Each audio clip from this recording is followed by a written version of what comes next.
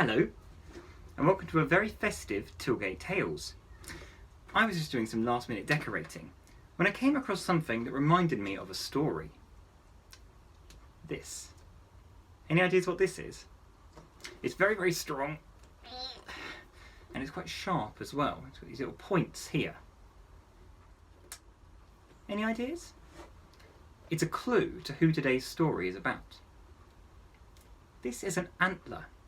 Now, deer have antlers on their heads, and they can use them to protect themselves and for fighting. Now, I'm not going to use mine for fighting, but I wonder where it came from.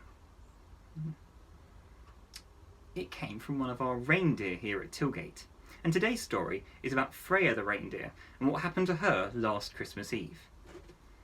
Are you sitting comfortably? Then I'll begin.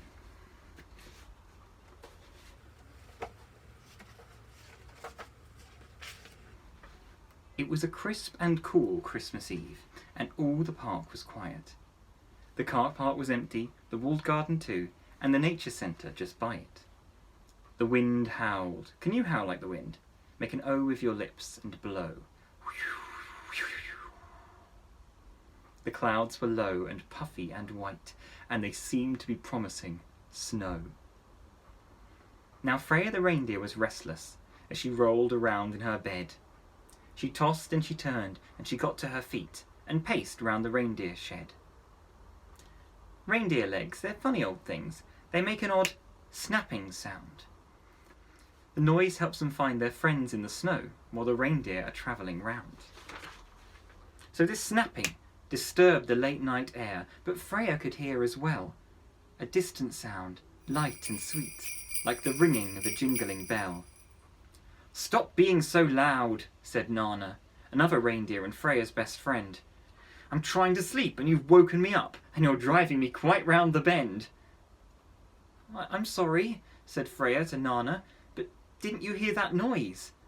There was a crash and a thud, and somebody said, "Oh dear, there go the toys." I wonder who that could be. Who'd be travelling around with lots of toys on Christmas Eve? Not sure. Let's find out. "Those were the toys for Tilgate. It's too dark to see where they've gone. We'll have to come back for them, Rudolph, but later we'd better press on." As the bells grew fainter and fainter, Freya came out of the shed. She gasped at the huge pile of presents in a large sack, shining and red. "You know what this means," shouted Freya, as Nana came out to see. "That was Santa, and he's lost some presents."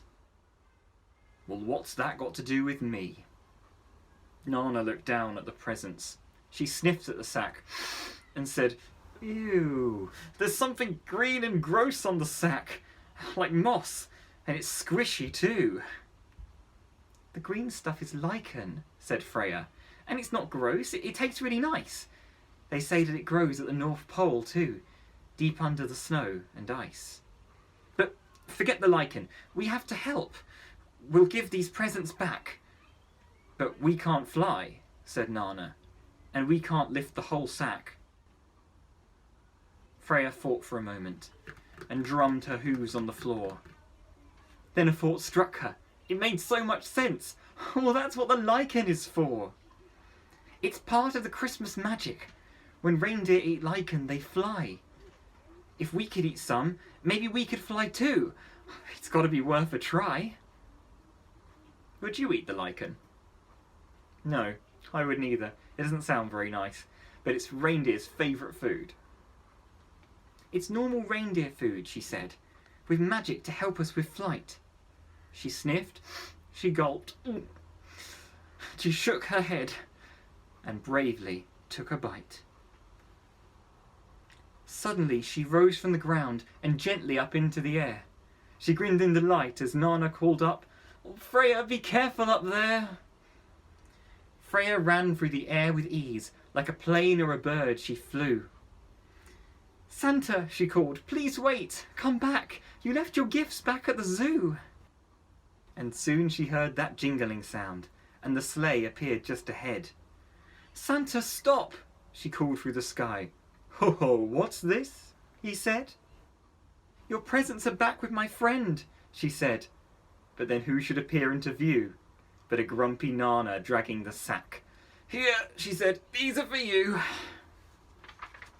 "Oh my, why thank you," Santa said. "The presents I lost from my sleigh." "Thank you, and may I say, well done. Great first time flying, by the way." Nana slept while Freya paced, back at the reindeer shed. "It's good I couldn't sleep," she thought, "but I reckon it's time for bed." She snuggled down next to her friend and missed it starting to snow. And she didn't hear that final sound, a great big ho ho ho. Did you like that story? It's good that Freya got a chance to be part of Christmas. We think about reindeer a lot at this time of year, and it makes perfect sense that Santa would choose them to help pull his sleigh. They're really so well suited to it. They're really, really strong, and they can travel really, really, really great distances without getting tired. They've got thick fur to keep them warm, which will help at the North Pole. And they've even got a special nose that warms the air as they breathe in. So they're always toasty from the inside out. Now, our reindeer aren't part of Santa's normal flight crew, so you should be able to see them here at the Nature Centre. And hopefully we'll see you again very, very, very soon. Now, I've still got a little bit of decorating to do.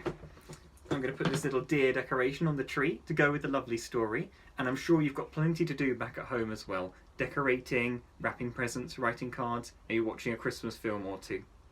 So from me and Freya and Nana and all the animals here at the Nature Centre, Merry Christmas and a very Happy New Year. Goodbye.